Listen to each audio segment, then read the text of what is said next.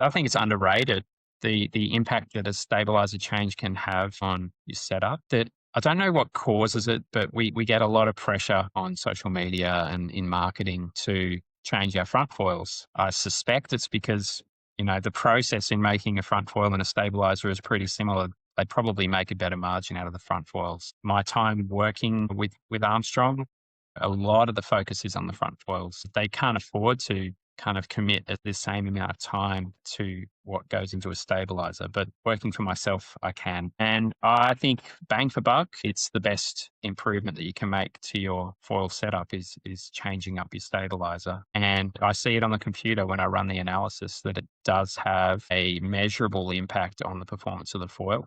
And I don't think people give that enough credit.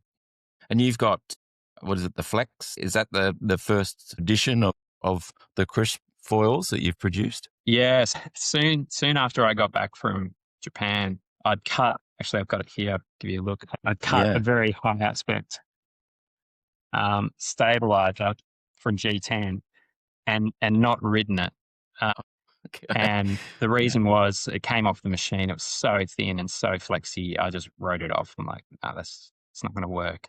But then I was exploring my thoughts on how to improve carving and maintain efficiency, and I thought flex might have something to do with it. So I picked up this old stabilizer. Like check this out.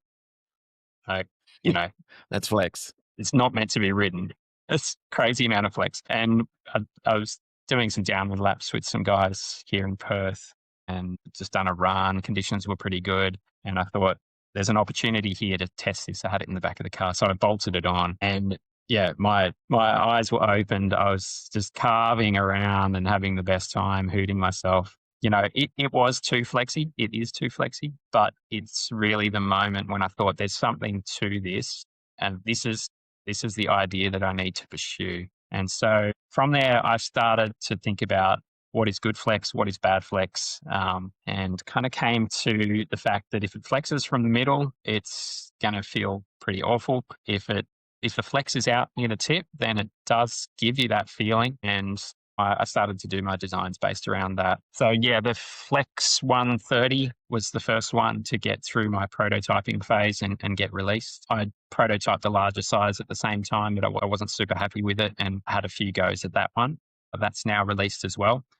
And following on, I'm working on something a little bit smaller, which is getting close, but those numbers might sound small to some guys who are used to riding 180, 200 area stabilizers. But I think that's a common misconception. I think you can go smaller than you think. And it is probably the easiest upgrade that you can make to set up is to go with a smaller stabilizer and get it tuned in right, whether that's a crisp flex or any others. So just encourage people to downsize their stab and tune it in and embrace that new feeling because it will give you a better ride. It's about the ride when you're up, or does it have some impact on, getting up on the foil? I think besides foot pressure, and that's where tuning kind of comes in, besides having enough foot pressure, the stabilizer doesn't have a lot of impact on launching or getting up. So that's relevant for wingers who are launching or parawingers or guys paddling up on bumps or in the flat.